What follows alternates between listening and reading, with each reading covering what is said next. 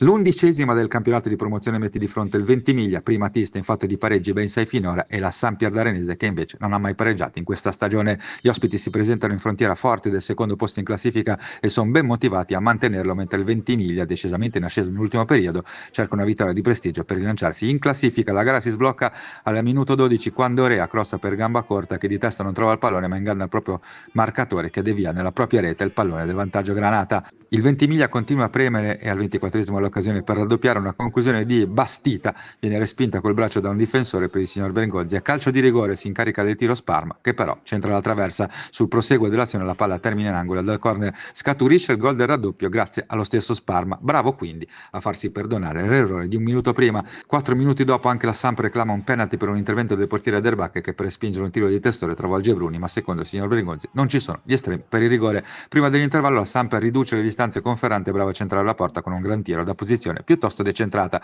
Nella ripresa la gara non cala di intensità e continua ad essere decisamente bella. Al 18esimo il Ventimiglia si porta sul 3-1 grazie a Sparma, bravo ad anticipare tutti e a mettere in rete un bel cross dalla sinistra del solito Rea.